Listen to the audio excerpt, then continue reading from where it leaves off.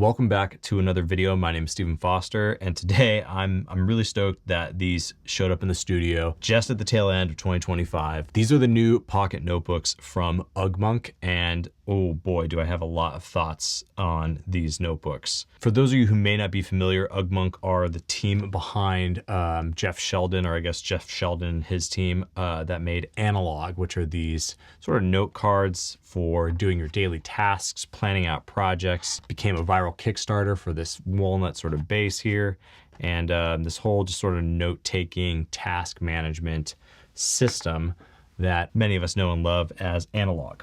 So when I saw that Jeff was going to be releasing these Ugmonk pocket notebooks, I knew I had to try them. They looked very similar to the Studio Neat pocket notebooks, and I'm going to have one of those here to show you. I'll also be comparing it with the field notes and talking a little bit about that, and then getting into the specifics about what makes these notebooks good, some of the drawbacks, and then we will get into sort of some final thoughts here in this video. Okay, so first things first, these notebooks come in a 3-pack, very common for most pocket notebooks that you're gonna purchase on the internet. They come in like a black, a dark gray, and a light gray. And these covers are a soft touch, sort of like faux leather sort of, cover. They are dot grid on the inside, and the first thing that I noticed when I started picking these up was how stiff they are. The paper stock that is sort of glued to the cover is just very thick, and that doesn't give this a lot of flex compared to, say, something like the Studio Neat notebook, which has a lot of flex, fits in the pocket a lot easier. This is almost like closer to a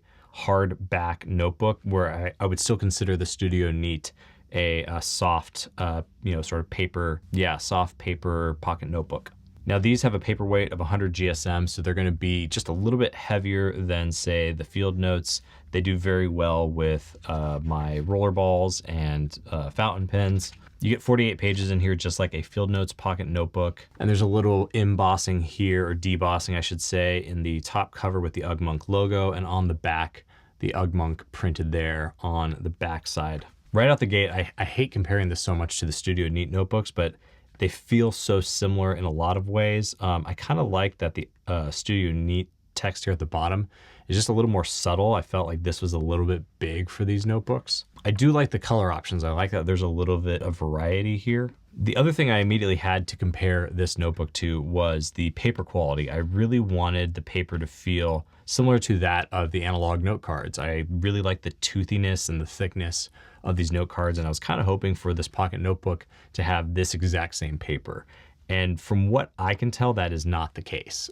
This seems to be its own paper, cut from a different roll or a different production line. So this is not the same paper as the Analog cards. And the one thing I really liked about the Analog cards is how they had this color-coded system, or they still do have this color-coded system, for like a plain white sort of today task thing. I was actually hoping for a notebook that maybe had 48 pages or 46 pages of the plain white, and then maybe have one of these lighter pages for next, and then a darker page for the someday. I really like those visual cues, and having that kind of organization in the pocket notebook, I think would be a really cool touch, because these Ugmonk pocket notebooks are not cheap. They go for about $18 US plus shipping. Now, if you are, say, purchasing several things from Ugmonk and their store is well curated, Jeff does a great job not just curating great products, but also creating great products. And so that store, I mean, I know I could spend enough money there to get free shipping. I feel like every time I do shop there. But if you're just looking to refill on pocket notebooks, these are going to be a more expensive sort of pocket notebook compared to, say, something like Field Notes or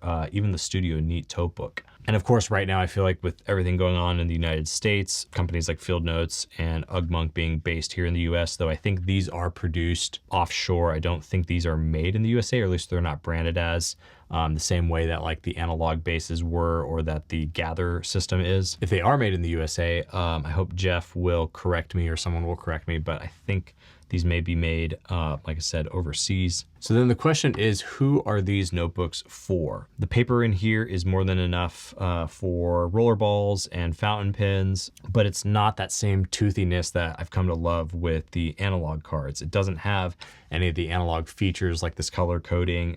It's just a dot grid. It doesn't even have like a task area in it. They are the same dimensions as a Field Notes notebook, so 3.5 by 5.5 inches. So they'll fit in something like, say, a Lockbee pocket notebook journal, or if if you wanted to use something like the Paper Republic pocket notebook.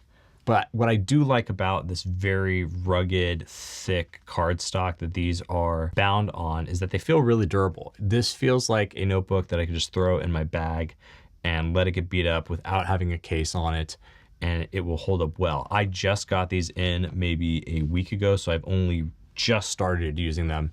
I will come back and probably do another video where I feature these and talk more about them. I think if you're already buying a pen or other desk accessories from Ugmonk and you want a very clean quality pocket notebook, I definitely pick these up. If you haven't checked out Ugmonk store, this is not a sponsored video. If I do get an affiliate code, I don't have one right now. I did purchase these with my own money, and I did purchase Analog with my own money. So I do hope there's a future iteration of these notebooks, even if these plain ones stick around, where some of the Analog system stuff finds their way into them. But even without that being the case, these are still really cool, really fun.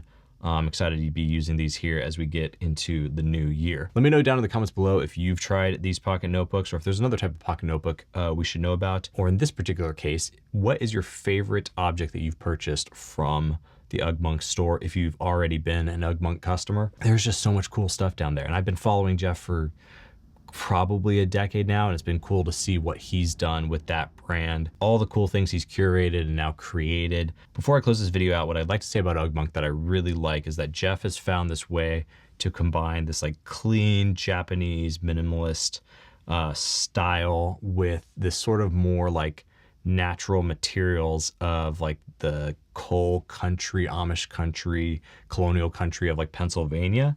And it shows ever so subtly in these products. And I hope he will lean more into that fusion of those two sort of worlds as he builds out this line. I really hope that this is just the beginning of more to come when it comes to these. I would love to see some arts or debossings featuring, yeah, something of that Japanese flavor, that colonial flavor, whatever it is. But Jeff and Ugmonk are definitely people to watch in this pocket notebook arena. With that, I just want to say thank you to everyone who has subscribed to this channel. And if you haven't yet, please do so. It does really help me out. And be kind, both in life and in the comments below. Like this video to send good vibes across the internet. We will do it again soon. Later.